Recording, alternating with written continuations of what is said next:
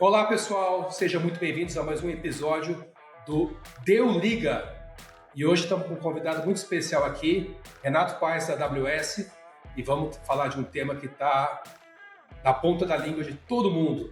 Vamos falar de Generative AI, inteligência artificial. Eu sou o Rui Faria, sou Head de Soluções Digitais e Pré-Vendas da Liga, e eu vou deixar o Renatão aqui se apresentar. Legal, tudo bom, pessoal?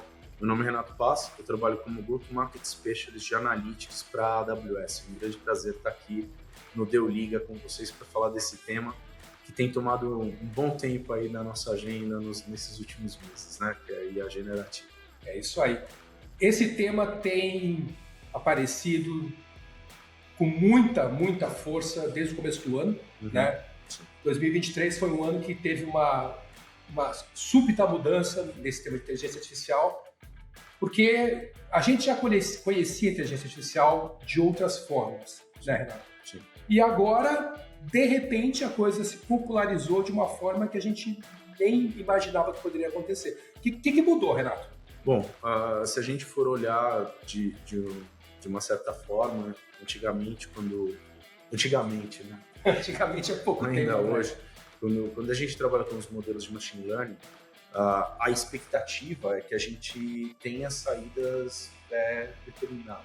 Então, eu posso fazer uma predição, eu posso fazer uma classificação, eu posso fazer uma projeção. Então, eu sei exatamente o que eu vou extrair dali e eu treino o dado para ele me dar esse resultado. Com a IA generativa, ela mudou principalmente do fato de agora o modelo de inteligência artificial constrói e cria conteúdo. Então essa mudança dele poder ter um pouco de liberdade para criar novos conteúdos, isso é algo que efetivamente mudou, né, o cenário de como a gente utiliza inteligência artificial. E eu acho que a maior parte dos clientes e todo mundo está querendo entender como é que eu posso usar essas capacidades de criação para efetivamente trazer mais valor para o meu negócio. Acho que esse daí é o principal tema que a gente tem conversado, acho que é a principal mudança que acontece com a IA generativa. Então, antes a gente fazia modelos para, por exemplo, traduzir um texto, um modelo para sumarizar um texto, um modelo para trabalhar as informações, por exemplo, análise sentimental. E agora você tem um novo modelo, que é um super modelo, que é capaz de fazer tudo isso e muito mais. Assim, basicamente, como você mesmo comentou, a gente tinha modelos que tinham funções específicas. Então, por exemplo, eu poderia ter um modelo de tradução de texto e ele só vai fazer tradução para mim, ele foi treinado para fazer isso. Então, para eu efetivamente construir esse modelo, eu tenho que ter uma base de dados com altíssima qualidade e eu tenho que treinar essa base de dados para ele poder repetir essa ação com maior qualidade. No caso da IA generativa, o que mudou principalmente foi a forma de treinamento. Então, antigamente, ainda hoje, a gente ainda precisa criar dados de altíssima qualidade para poder fazer um bom treinamento, usar um algoritmo bom para ter um resultado bom. Então, você tem dados de qualidade, um algoritmo de qualidade, o resultado vai ser um resultado de boa qualidade. Agora, com o Large Language Models, né, pelo próprio Os famosos nome, né, Large Language LLMs. Models, exatamente. Como a gente tem agora o Large Language Models, o que acontece é que o treinamento ele não precisa mais ser etiquetado, você não precisa determinar o que você quer de resultado. Com 50 bilhões de parâmetros que você vai treinar, esses parâmetros eles vão permitir que o modelo, após o treinamento, consiga executar várias atividades. Então, ele pode executar, por exemplo, uma atividade de tradução, ele pode executar uma atividade de sumarização de texto, ele pode executar uma atividade de criação de um parágrafo. Então, eu posso, por exemplo, pedir para o modelo fundacional, para esse meu modelo de LLM, para ele gerar um parágrafo para mim. E aí a gente tem o tão conhecido agora Prompt Engineering, né? Acho que quando você for trabalhar com IA generativa, acho que esse daí é um termo que vai se repetir muitas vezes, né? Engenharia de prompt.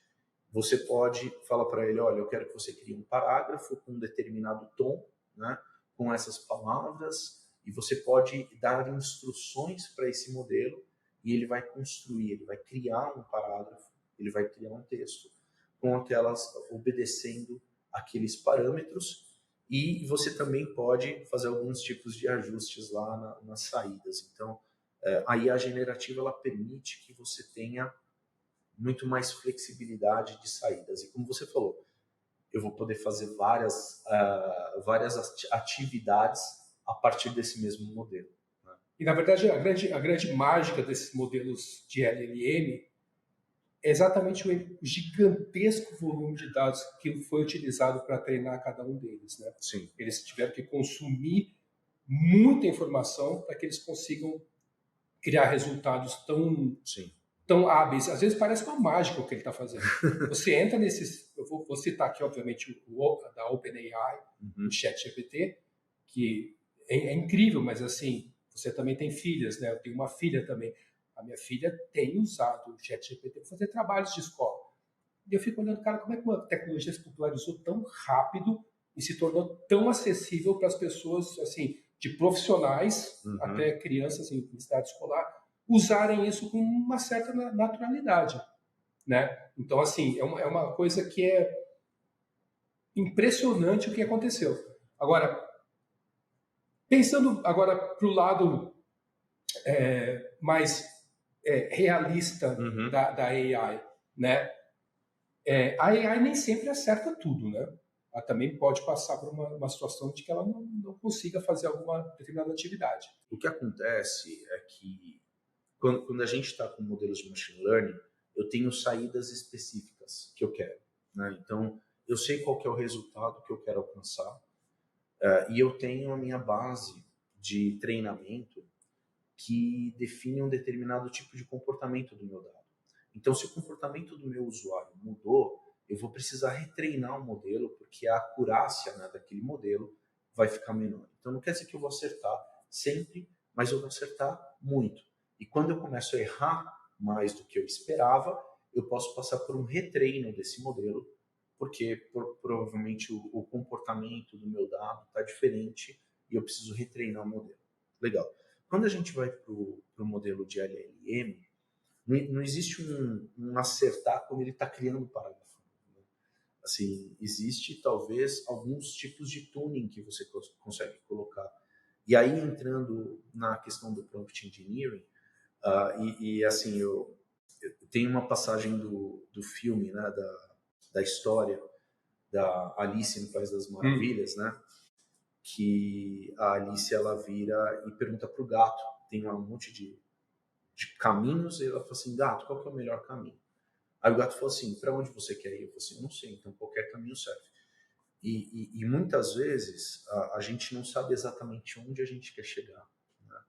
E se a gente não tem isso muito certo, é complicado de você ensinar um modelo. Então, hoje, mais do que nunca, é fundamental você saber onde você quer chegar e, melhor do que isso, você poder explicar para o modelo onde você quer chegar. E é aí que você chamou de engenharia de prompt. Exatamente. Que aí a qualidade... Essa palavra prompt agora todo mundo já se popularizou. Porque agora não é só você pedir para o modelo gerar um conteúdo para você.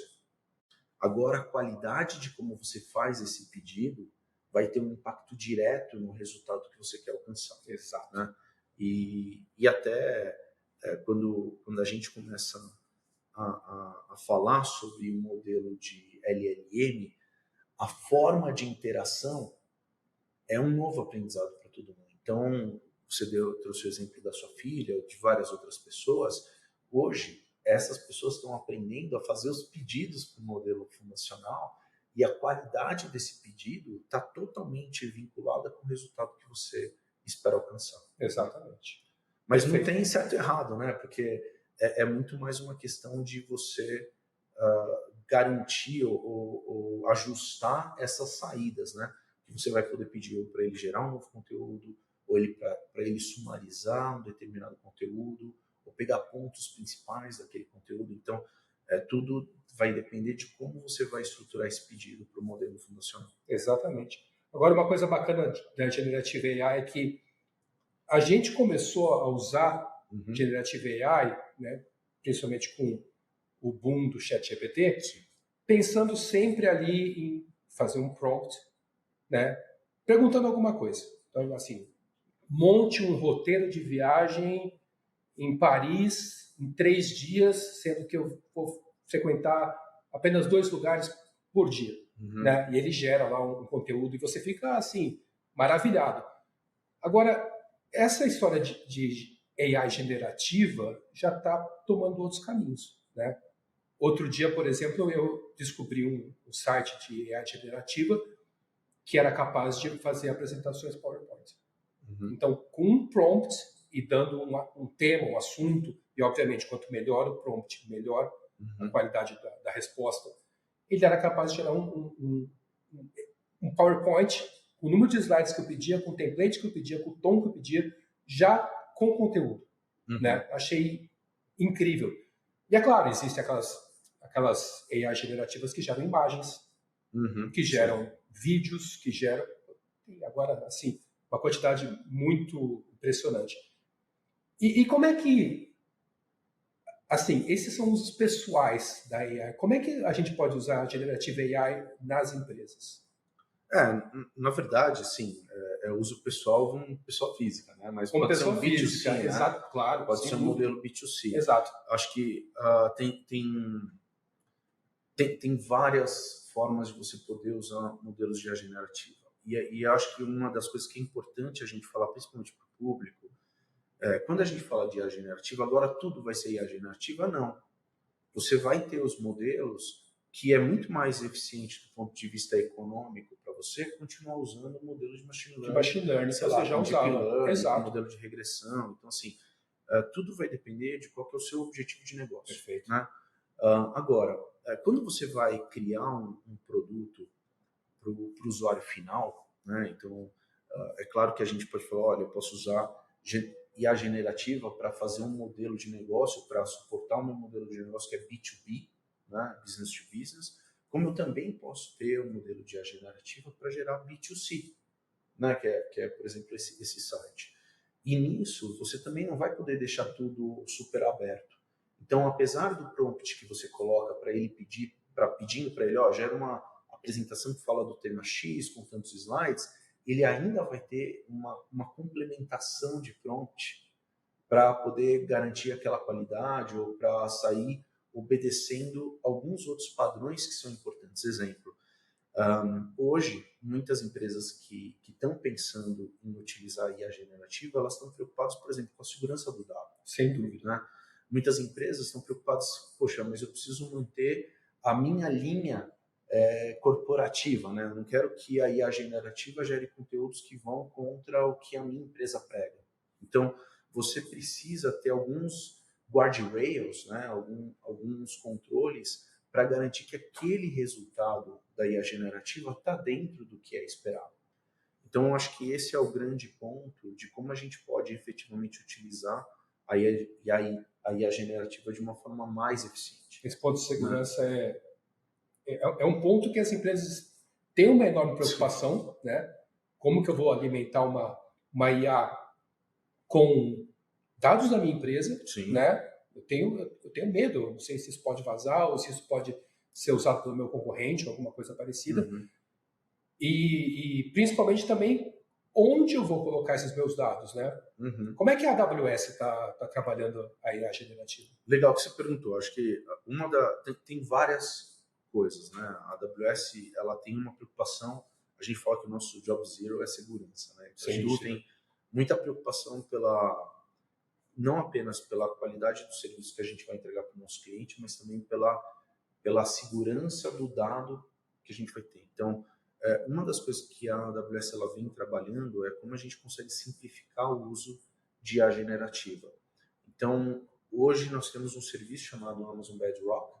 O Bedrock ele é um serviço de IA generativa que permite que você possa interagir com vários modelos fundacionais. Você trouxe aí, olha, Renato, eu quero trabalhar com modelos fundacionais de texto. Né? Então, a gente tem um LLM, por exemplo, da Anthropic, que é o Claude 2, que é um modelo de altíssima qualidade para geração de texto. Se você quer gerar imagem, você pode usar o Stable Diffusion. Então, você pode selecionar o modelo fundacional, o LLM, mais adequado para aquela atividade que você quer gerar. e você vai falar com o Bedrock via API. Então, simplesmente uma chamada de API, você já tem o seu resultado. Eu consigo embutir nas minhas aplicações. Exatamente, você consegue. A chamada para AI na AWS. Sim. E posso escolher o modelo que eu achar mais conveniente, que melhor vai me atender. Exato. Então, o que a AWS criou com o Bedrock foi justamente uma interface simples para você poder se comunicar com os modelos fundacionais e, ao mesmo tempo, uma seleção grande de quais modelos fundacionais você vai querer usar. Isso é incrível, né? Você poder escolher o melhor modelo é sensacional. A gente acredita muito que um modelo não vai resolver tudo. Exato. Então, assim... E eles vão evoluindo também, né? De forma diferente, né? Sim. Hoje você tem um modelo, teoricamente, não quer dizer exatamente melhor, mas um outro, de repente, dá um pulo de evolução. Exato. E eu tenho a liberdade de mudar. E você tem a escolha do modelo. E essa escolha, ela pode ser determinada por várias razões. Então, pode ser determinada primeiro pelo objetivo que você quer. Então, você testa e você fala assim, olha, esse modelo fundacional tem o melhor custo-benefício para eu usar para essa finalidade. Então, eu acho que isso é um ponto muito importante, sendo que a AWS não usa os dados para treinamento dos modelos. Então, assim, você... O meu dado está seguro. Está seguro. Então, é claro que a gente, sempre quando eu vou falar de segurança, a gente fala sobre a responsabilidade compartilhada, né? Onde a AWS ela tem um cuidado muito grande de oferecer para os nossos clientes uma infraestrutura com segurança, certo? Ao mesmo tempo que nós esperamos que os nossos clientes sigam as boas práticas, né? E não adianta nada eu disponibilizar criptografia se o cliente, quando ele for implementar, ele não criptografa o dado. Então, é fundamental ter essa responsabilidade compartilhada e eu reforçar isso, porque não é só a AWS, né? A AWS ela se preocupa com a infraestrutura e é muito importante que o cliente também tenha esse cuidado e essa preocupação quando ele estiver utilizando serviços e fazendo uso de a generativa para o... Ele não pode ser o elo fraco dessa história, exato, sem dúvida. A segurança é algo que a gente sempre tem que estar prestando atenção. Né? Perfeito.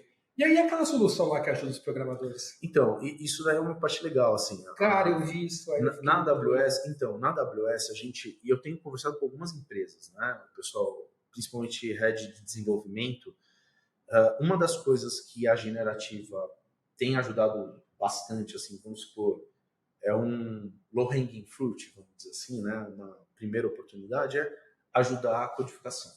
Então, hoje, a AWS ela tem o Code Whisperer, que é um assistente de código, onde você pode, por exemplo, você faz um comentário e ele escreve o código para você. É muito legal. Qual linguagem? Posso pedir Java, PHP, posso pedir tem mais de 9 Python, o que eu quiser. Python, Java, tem várias linguagens que hoje ele já suporta. E tem algumas coisas que são muito legais do Code Whisperer, que eu gosto de reforçar, principalmente com head de desenvolvimento, né? Porque hoje tem uma preocupação, de novo, muito grande com segurança. Então, o Code Whisperer ele já é uma primeira etapa de avaliação da segurança do seu código. Então, ele avalia potenciais problemas que você pode ter no seu código e ele recomenda mudanças, obedecendo boas práticas, né? Uma outra coisa que eu acho que é muito legal do Code Whisperer, e eu sempre pergunto para o pessoal, você está desenvolvendo algo, super inovador e é um produto, é uma propriedade intelectual sua? Sim, legal. E se você usar um código, por exemplo, que obriga você a abrir o seu código-fonte? Pô, isso é um problema para mim. Então, dependendo de qual é o grupo de código que você usa, você pode, por exemplo, usar uma licença GNU e ela obriga você a abrir o seu código-fonte. Então, como você está fazendo essa validação, né, do código que você está usando? Então, o Code Whisperer ele também faz isso. E ele consegue fazer essa parte de validação do código para entender qualquer tipo de risco que você possa ter, principalmente em termos de direitos autorais e tudo isso em termos do código. Então, para quem desenvolve, isso é uma funcionalidade muito interessante. Cara, o nível de produtividade vai lá em cima. Exato. Né? Qualidade de código, rapidez de entrega. A gente tem impressionante. A gente tem visto pelo menos 30% de ganho de produtividade no time de desenvolvimento. E uma coisa muito legal, na AWS a gente tem o Glue, né, que é o nosso serviço de ETL, vamos dizer assim.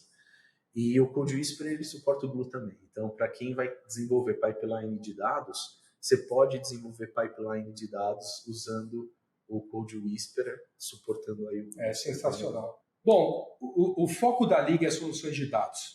Então, sim. a gente tem trabalhado com isso há mais de 20 anos, a vida toda. A gente é especialista em dados, em soluções de dados. E agora, a Generative AI também está entrando no mundo do BI. Então, fica Generative BI, troca uma letrinha. E o que é o Generative BI? Cara, assim, isso daí é um outro tema muito legal, né? A AWS anunciou no Summit de Nova York o Generative BI, que acontece? A AWS ela tem um software de visualização de dados, que é o DataVis, né? Que é o QuickSight. Então, o QuickSight, agora, ele tem um assistente para criação de gráficos e até relatórios. Com inteligência artificial. Usando Generative AI por trás. Então, por exemplo, isso daí eu já usei, você pode usar inclusive em português, funciona. Para quem está usando o QuickSight ou para quem não está usando o QuickSight, você pode entrar lá no site da AWS, começar a usar, e ele tem um botão, a minha interface acaba sendo em inglês, eu prefiro, mas ele tem um botão chamado Help Me Build. Então você clica lá e você pode escrever para ele, você olha, constrói uma fórmula, você escreve o prompt, cria uma fórmula de comparação ano contra ano. E aí ele automaticamente cria a fórmula para você. Porque o que acontece? Você sabe o que você precisa criar, mas você não lembra qual que é a função, como é que você vai usar essa função, e aí você tem que entrar, entender a função para escrever o que você quer. Então você não precisa mais fazer isso. Você pode, por exemplo, criar um campo calculado, clica no Help Me Build e você coloca o prompt. Cria um cálculo que faça isso, e ele vai criar esse cálculo para você. A mesma coisa para criar um gráfico. Então você cria um gráfico de barras com tal informação e ele vai criar aquele gráfico de barras para você. Basicamente, tornou o self-service uma coisa real. Mais acessível. Exato. Em vez de você ter que saber qual que é o botão que você vai clicar, você só precisa explicar o que você quer que seja construído de visualização para você e ele gera. É impressionante, cara. É um assunto que, assim, eu acho que é um caminho sem volta, né? O mundo inteiro está confluindo em diversas áreas, em diversos setores da tecnologia para um uso massivo de IA generativa. Sim, acho que hoje o maior trabalho, acho que para vocês é fundamental, é que a maior parte dos nossos clientes ou das empresas, elas querem saber como extrair mais valor com IA generativa. E tem muitos caminhos. A parte legal é que tem muitos caminhos. A parte difícil é que tem muitos caminhos, né? Então, o ponto é como a gente consegue ter clareza de qual é o objetivo final que aquela empresa está querendo alcançar com IA generativa e como a gente consegue ajudar essa empresa nesse caminho, né? Ferramentas existem, a gente tem uma série de produtos que pode ajudar a dar velocidade nessas entregas, mas o know-how... O papel da consultoria é fundamental aí, né? Para ajudar e guiar a empresa para ela acertar com maior precisão aí o objetivo final. Porque existe um trabalho aí exatamente a 6 mãos, né? Cliente, a consultoria e a provedora de tecnologia. Sim. É um trabalho que a gente tem que fazer junto. E é preciso, primeiro, apoiá-los em achar um bom caso de uso de aplicação real, legítima da tecnologia dentro da empresa. Sim. Muitos até, eu vivo isso diariamente, alguns clientes vêm para a gente e falam assim, não, eu quero botar Generative AI aqui e tal. Eu falo, calma, né? Isso aí não é. Ele está já misturando aqueles velhos temas de machine learning, de deep learning com IA generativa. Mas vão ter casos onde... E aí eu acho que a consultoria é fundamental, porque você não vai resolver tudo com IA generativa. Exatamente, nem tudo vão ter coisas a solução correta. Exato, vão ter coisas que o modelo anterior de machine learning já faz muito mais eficiente. Exatamente. E é mais barato também. Claro. Então, vão ter vários elementos que você precisa analisar para saber o que usar melhor e como usar melhor, né? Acho que esse é o principal ponto, né? E aí eu acho que o grande valor da consultoria, de conseguir ajudar com o caminho e poder fazer algumas escolhas para o cliente ser muito mais eficiente na ponta. A gente já tem clientes hoje que estão trabalhando com IA generativa para criar alguns assistentes. Estão trabalhando com IA generativa para fazer sumarização de manuais. Então, assim, existe muita aplicação e a gente consegue acelerar muitas coisas com o IA generativa, sem dúvida. Mas o know-how de como você vai fazer isso, de como você vai implementar e como você vai ajudar nesse caminho é fundamental e eu acho que é o grande diferencial. Exato. A competência da consultoria é exatamente nesse ponto, né? Apoiá-los a identificar um caso de uso legítimo, aplicar corretamente a tecnologia, levá-lo pelo caminho seguro de aplicação disso. E existe o day after disso aí, que quando você entrega o projeto de IA generativa, ele não está concluído exatamente, né? Não você tem. Depois vai sempre... Mas isso é com qualquer projeto de BI. Exatamente. Assim, eu gosto de falar, projetos de BI, eles têm data para começar, eles não têm data para acabar. Exatamente. Exatamente assim que sempre foi e sempre será. Agora, o bacana é aplicar corretamente a tecnologia e muitas vezes tendo que incorporar dados do cliente juntos a todos esses dados dos modelos fundacionais, é um trabalho importantíssimo também de curadoria, né? Porque existe aquela velha máxima, né? Garbage in, garbage out. Sim. Né? E tem um outro aspecto que é importante. Muitas vezes, os clientes eles acham que eles precisam fazer um treino em cima da IA generativa. Você pode fazer o que a gente chama de tuning, né? Você pode treinar aquele modelo com dados seus. E isso pode acontecer, sim, mas, na verdade, a maior parte não vai precisar desse tipo de treinamento. Tem uma comparação que eu já ouvi, eu falo bastante com o meu diretor sobre isso, ele compara com um avião, né? Se você é uma empresa de avião, você vai comprar o avião e você vai comprar com um determinado padrão. Você não vai mudar o padrão, em geral. Vão ter empresas que vão precisar mudar aquele padrão, aquela configuração do avião? Vão, mas são percentualmente muito poucas as empresas. A maior parte vai fazer transporte e simplesmente vai usar o avião numa configuração padrãozão. Exato. Então, o que a gente tem hoje e que desses últimos meses para cá, que eu tenho falado muito, é sobre RAG Database ou Vector Database, que é o Retrieval Augmented Generative, que é justamente como eu consigo trazer dados para enriquecer a minha AI e não precisar fazer, por exemplo, um retreinamento de um modelo como esse. Exato. Então, eu consigo trazer dados da empresa e esses dados podem estar nos formatos mais... em vários formatos. Não estruturados, assim, todo tipo de o ideal é que você já tenha isso daí catalogado. Por exemplo, imagina que você quer um caso muito comum, né? O pessoal quer fazer um Q&A. Eu quero fazer perguntas para um determinado volume de dados que eu já tenho. Exemplo, recursos humanos. Então, muitas empresas, acho que recursos humanos, todas as empresas aqui devem ter, certo? Sem dúvida. E qual que é um grande ponto? Poxa, como é que eu peço férias? Qual é a política para reembolso? Qual que é a política para eu marcar minhas viagens e tal? Vão ter muitas perguntas.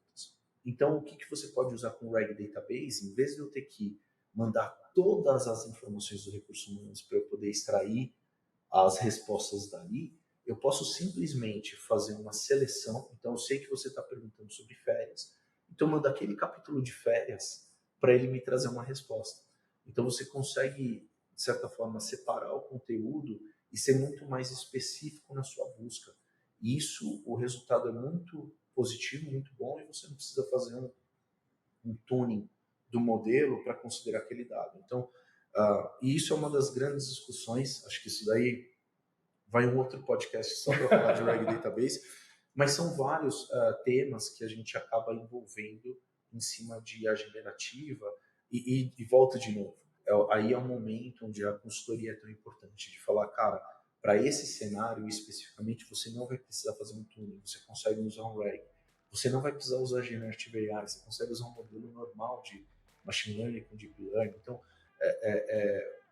a partir do momento que você tem clareza em qual que é o objetivo final, em qual que é o seu requisito de negócio, você pode escolher qual que é o melhor caminho, ou melhor, qual é o caminho mais eficiente para você alcançar aquele objetivo e entregar o resultado final que o seu cliente quer como resultado. E esse é o pote de ouro que muita empresa estava querendo disputar. Porque quase todo mundo pensa na Generative AI com aqueles modelos pré-treinados, e usar os modelos pré-treinados, modelos fundacionais, e sempre ficou essa pergunta no ar: como é que eu coloco dados da base de conhecimento do meu negócio incorporado aos modelos fundacionais e desse mundo da AI.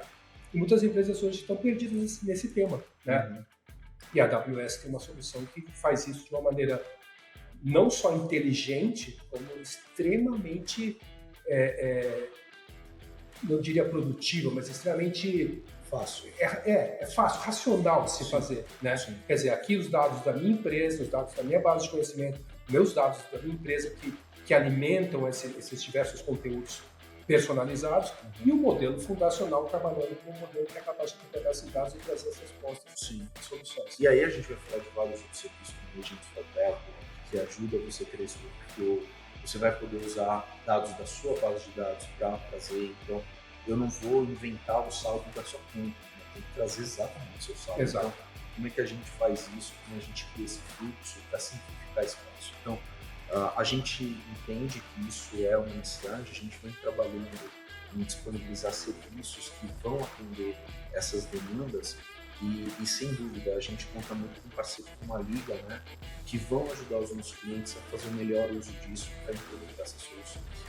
É isso aí, a jornada de AI só começou e isso não tem volta. Sem dúvida. Natão, obrigado, cara. Valeu pela presença. O papo dava para conversar aqui mais horas. Sim. O assunto é muito bacana e realmente todo dia tem novidade. Todo dia tem novidade. Isso é verdade. Bom, muito obrigado. Um grande prazer estar com vocês e até a próxima. Valeu, pessoal. Obrigado por todos terem participado. Coloquem aí seus comentários e até a próxima.